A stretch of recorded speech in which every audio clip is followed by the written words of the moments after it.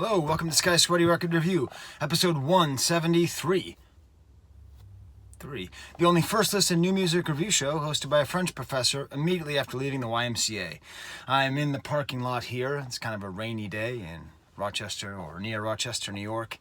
And, I actually recorded in this space right here a year ago. It's been fun doing the show for over a year. But today I'm not going to be talking about Paul McCartney.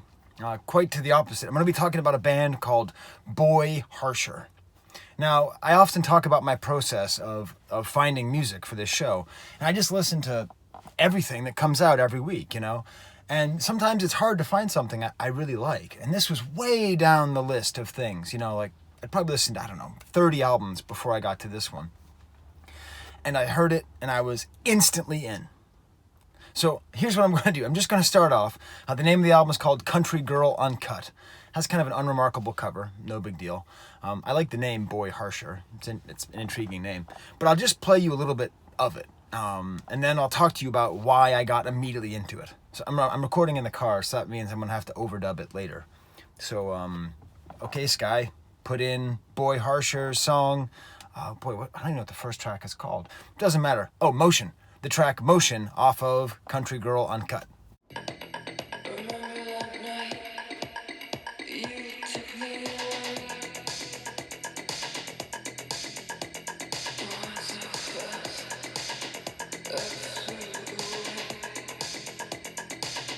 Okay, so I'm going to be having it kind of lower here as I talk about what I like about it. This is a really good example of what the whole album sounds like.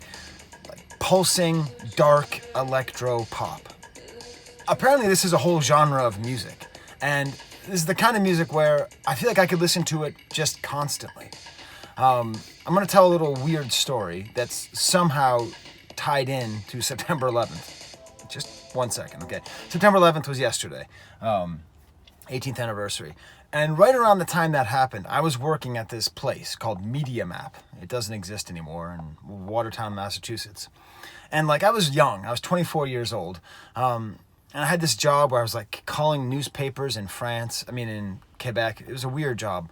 And I had to move my cubicle to another cubicle. And in that cubicle, I was right next to this really, really weird girl. I liked her very much. She was 22, so I guess she was a young woman. But at the time, even though I was 24 and she was 22, to me, she was like an alien. She was so young. Her cultural interests were so different.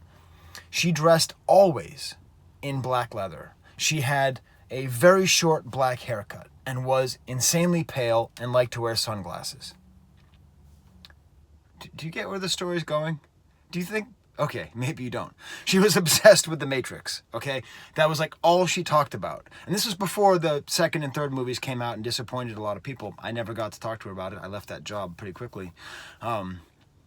So she was this really weird girl who was really, really, really, really into The Matrix and really looked like Carrie-Anne Moss's character. Damn it, I'm not trying to be cool and forgetting her name. I don't remember her name, but she looked like the girl from Matrix. Where is this all going? Anyways, so all these memories are kind of tied together because I moved next to her on the 10th or something. So it was this weird thing, and we had this sort of sad thing afterwards, and I was at the job for only a couple more weeks. But in that time, she started playing her music, and I could hear it, and I loved it. And I thought, wow, Matrix Girl really has some good taste in music. And what it was this band called Covenant, which is just, I think, a German duo. And it was this kind of dark electric pop. And what I realized was, it's something that I've really wanted for a long time.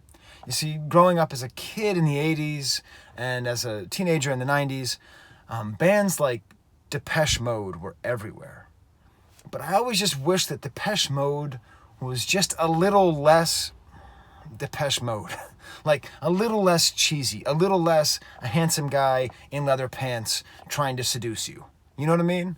There was just something about them that just wasn't quite dark enough, or their darkness was artificial.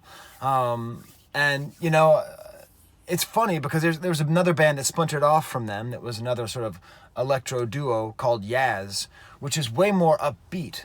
But somehow they seemed more authentic. I don't know what it was. But I've just sort of always been looking to get that the feeling that the things that I like from Depeche Mode without the things that I don't. And what I came to realize is that what I really like is the synthesizers, and the kind of ominous tone. And so this album that came out this week does that in a way similar that Covenant did it. Although it's a lot more minimalist than Covenant was. But in a way, that's what I really like about this record. It's actually quite minimalist. I mean, basically every track is just a pulsing 80s synthesizer with nice drum machines that are very simple drum machines.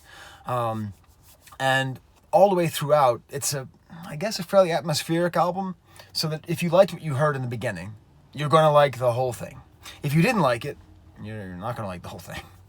Hey, I'm not an amateur for nothing with analysis like that. If you like it, 1 second, you're going to like it. But it's not always that 100% minimal. And what I'm going to do is I'm going to play you my favorite track, Westerner. The first track is what drew me in, but it's not my favorite track on the album. Westerner has this little bit where it kind of fades out, and there's just these 80s orchestra hits that just hit, bang, bang, bang, bang, and it's an example of sort of a little bit more of the developed stuff that comes in. In a similar way, there's a track called Electric, where there's like added voice bits, but in general, it doesn't try to wow you with its technical proficiency. It tries to hit this dark, sultry, electro mood and carry it through the whole album. But here's a little exception with these great orchestra hits. Sky, play it now.